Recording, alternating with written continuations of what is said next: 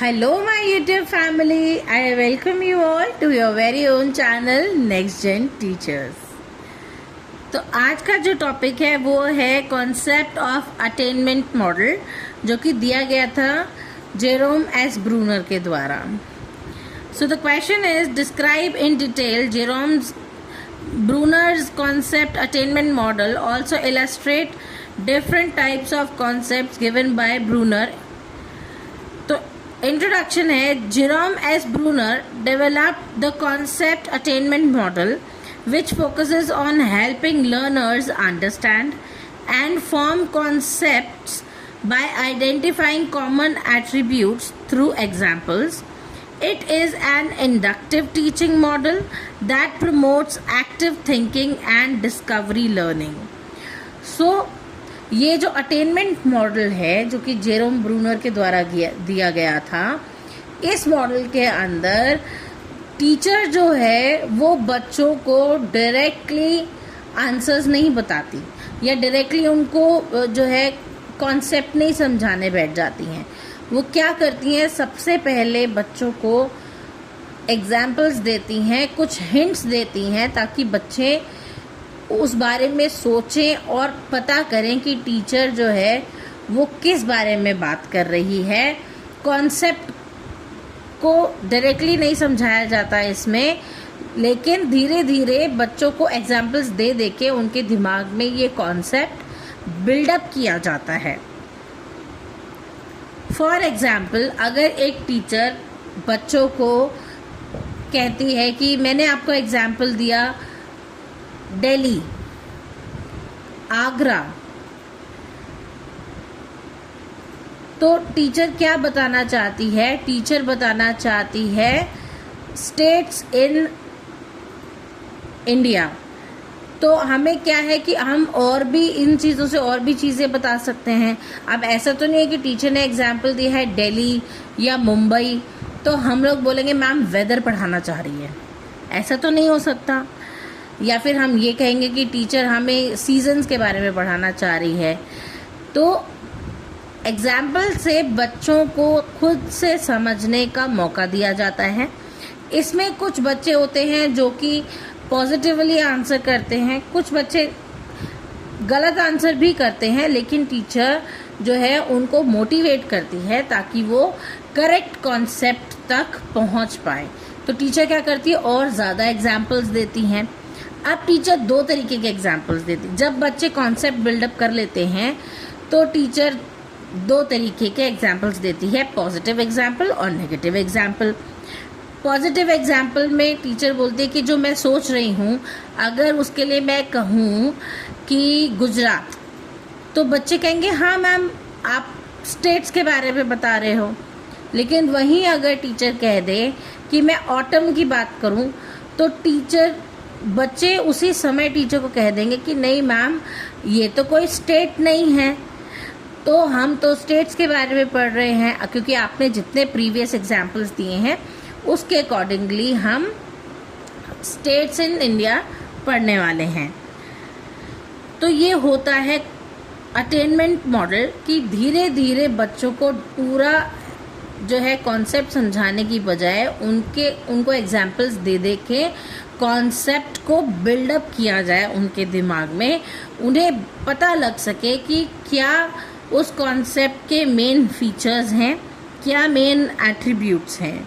Now, meaning of concept attainment model. Concept attainment is the process by which learners identify the defining attributes of a concept by comparing examples. Positive intense and non-example, that is negative intense. Students analyze, classify and form generalization based on given data. तो teacher जो data बच्चों को पहले देती है या examples बच्चों को देती है, उन एग्जाम्पल्स के अकॉर्डिंगली बच्चे पता लगाते हैं कि एक्चुअली में टीचर किस बारे में बताना चाहती हैं. Steps of concept attainment model: presentation of data and identification of concept. Teacher presents example and non-example of a concept. तो टीचर जो है बहुत सारे पॉजिटिव एग्जाम्पल्स और नेगेटिव एग्जाम्पल्स देती है about the concept. Students compare and identify common features. They form hypothesis about the concept. अब teacher या तो एग्जाम्पल्स देती है या टीचर कोई चार्ट बना के दिखाती हैं या फिर टीचर कोई जो है पजल शो करती हैं, डिफरेंट कार्ड्स शो करती हैं, ताकि बच्चों को समझ में आ सके कि टीचर किस बारे में पढ़ाना चाहती हैं. बच्चे उसका कॉन्सेप्ट जो है धीरे धीरे बिल्डअप कर पाए.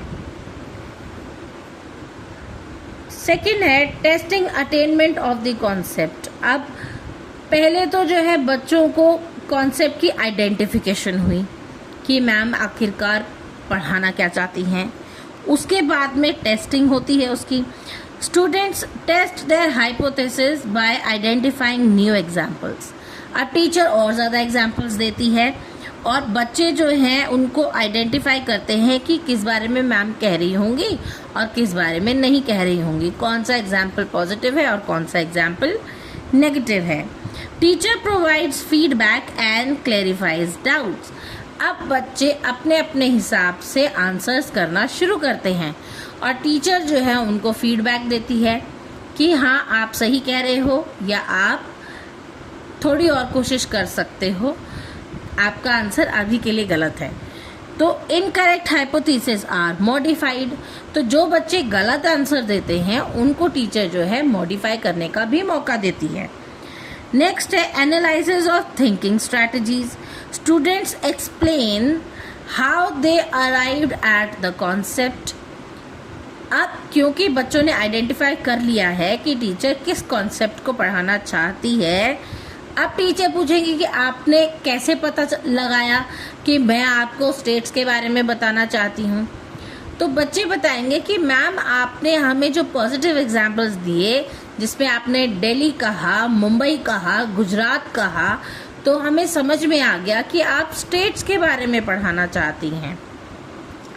Teacher discusses the thinking process and strategy used. अब टीचर बच्चों से बात करती है, डिस्कस करते हैं कि थिंकिंग प्रोसेस क्या थी बच्चों की, जो उन्होंने ये पता लगा लिया कि मैम कौन सा कॉन्सेप्ट समझाना चाहती हैं. This develops metacognitive skills. ये बच्चों की मेटाकॉग्निटिव स्किल्स को बढ़ाने का काम करती है. बच्चों की जो बेसिक नॉलेज है उसको जो है बढ़ाने का काम करती है. Rather than giving them a straight lecture on a concept, teacher use to build it within the students. कि बच्चे जो हैं अपने आप उस चीज़ को समझें और कॉन्सेप्ट का पता लगाएं कि टीचर एक्चुअली में पढ़ाना क्या चाहती है और उसके बेस्ट एग्जाम्पल्स क्या हो सकते हैं. Now syntax of the model, presentation of examples and non-examples, formation of hypothesis, testing and verification, naming the concept, analyzing of thinking. तो टीचर क्या करती है, पहले एग्जाम्पल्स और नॉन एग्जाम्पल्स देती है जिससे कि बच्चे जो है अपनी हाइपोथेसिस फॉर्म करना शुरू करते हैं. फिर टीचर टेस्ट और वेरीफाई करती है कि बच्चे सही सोच रहे हैं. उसके बाद में जो है कॉन्सेप्ट को नाम दिया जाता है कि हाँ टीचर ये कॉन्सेप्ट पढ़ाना चाहती थी. और फिर टीचर देखती है कि बच्चों ने कैसे आइडेंटिफाई किया, कैसे एनालाइज किया कि टीचर जो है वो कौन सा कॉन्सेप्ट पढ़ाना चाहती थी, बच्चे उस बारे में क्या सोच रहे थे, बच्चों को कैसे पता चला कि टीचर कौन सा सब्जेक्ट पढ़ाना चाहती थी, उनकी एनालिसिस ऑफ थिंकिंग क्या थी. Now social system.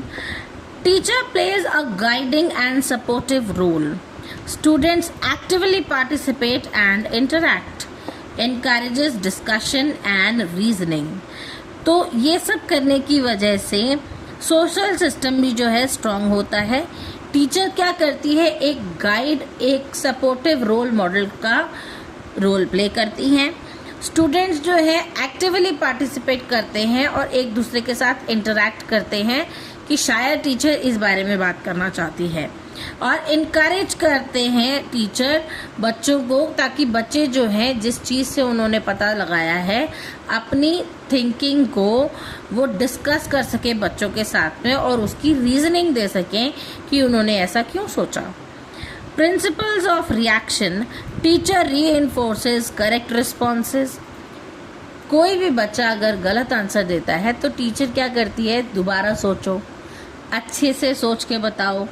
तो टीचर क्या करती है, यहाँ पर रीइंफोर्स करती है आइडिया को बच्चों के ऊपर, ताकि बच्चे एग्जैक्ट सही आंसर तक पहुँच पाए।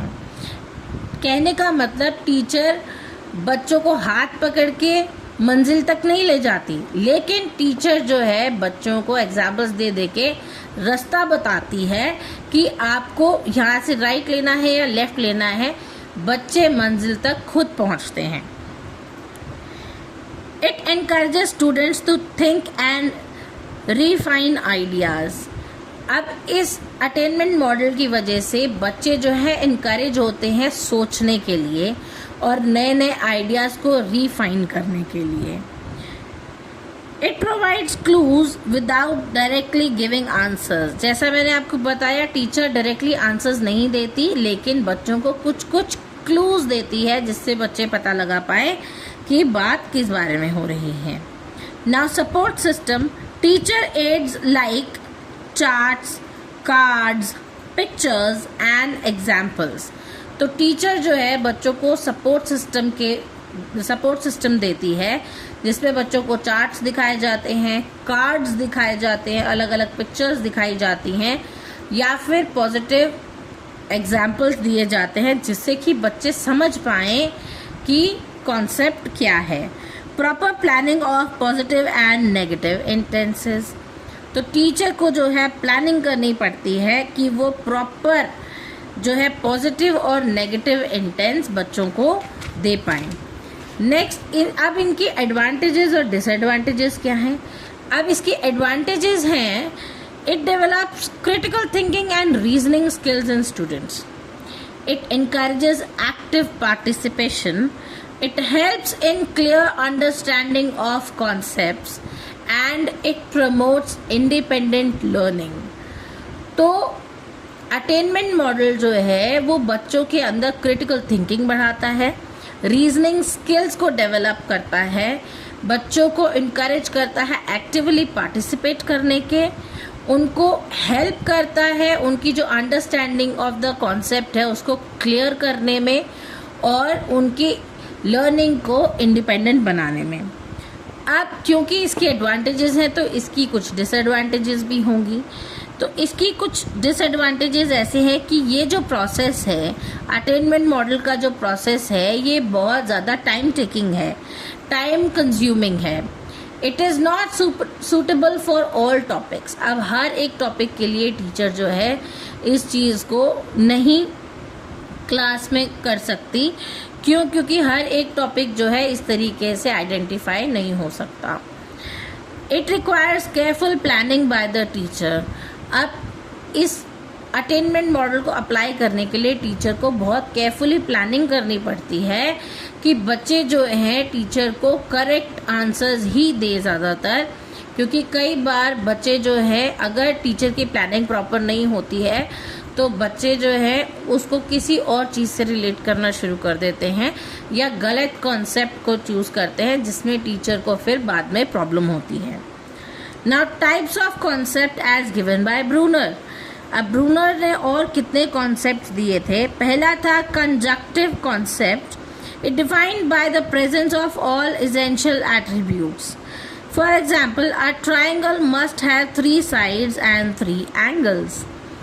अब ब्रूनर ने जो कॉन्सेप्ट दिया था कंजक्टिव कॉन्सेप्ट, इसके अंदर सारे के सारे एसेंशियल एट्रीब्यूट्स जो है होते हैं, जिससे कि बच्चे पता लगा पाएँ कि ये क्या है। अगर टीचर ने बताया कि ये मैंने एक चीज़ ड्रॉ की है, ये क्या है, तो बच्चे पता लगाएंगे कि ये एक्चुअली में क्या है। ये एक ट्रायंगल है। क्यों? क्योंकि टीचर ने बच्चों को एग्जाम्पल्स दिए थे कि उसकी 3 sides हैं और उसके 3 angles हैं, इसीलिए मैं बात कर रही हूँ एक ट्रायंगल की।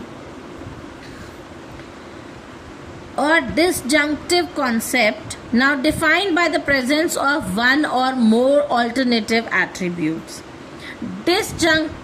disjunctive concept जो है उसके अंदर टीचर एक या एक से ज़्यादा alternatives बताती है बच्चों को, जिसमें कि बच्चे जो है उसको अलग अलग तरीके से आइडेंटिफाई करते हैं। For example, a student can pass if they score above 40% in theory और प्रैक्टिकल, कि अगर बच्चा 40% मार्क्स लेके आता है, या तो थ्योरी में 40% आ जाए या फिर प्रैक्टिकल में आ जाए, तो दोनों में से किसी चीज़ में भी अगर बच्चे के 40% मार्क्स आते हैं तो बच्चा जो है वो क्लास को पास कर जाएगा। इसे हम कहते हैं डिसजंक्टिव कॉन्सेप्ट। तीसरा है रिलेशनल कॉन्सेप्ट। अब टीचर इसके अंदर बच्चों को बताती है किसी न किसी चीज़ का एक दूसरे के साथ में रिलेशन क्या है। Defined by the relationship between attributes. Examples attributes के अंदर जो है क्या रिलेशनशिप है वो बताता है कि क्या कॉन्सेप्ट है। For example, greater than, smaller than और ब्रदर ऑफ। तो टीचर जो है किसी भी चीज़ का कॉन्सेप्ट समझाते टाइम पॉजिटिव एग्जाम्पल्स में बताती हैं कि या तो वो किसी से ग्रेटर है, या किसी से स्मॉलर है, या फिर उसका भाई है। इस तरीके से कोई ना कोई रिलेशन बता के उसके साथ में उसको रिलेट करके चीज़ों को सीखना आसान किया जाता है। Now conclusion, Brunner's concept attainment model is an effective teaching strategy that enhances students' analytical and reasoning abilities by classifying concepts into conjunctive, disjunctive and relational types. It helps learner understand different ways in which concepts are formed and applied in real life situations. अब teacher जो है बच्चों को attainment model के द्वारा ये समझाती है कि जो कॉन्सेप्ट टीचर समझाना चाहती है उसके बहुत सारे एग्जाम्पल्स दिए जाते हैं, और जो है बच्चों को इनकरेज किया जाता है कि वो कॉन्सेप्ट का पता लगाएं कि एक्चुअली में क्लास में क्या पढ़ा जा रहा है, और बच्चे उन चीज़ों को रियल लाइफ सिचुएशंस के साथ में रिलेट कर पाएं।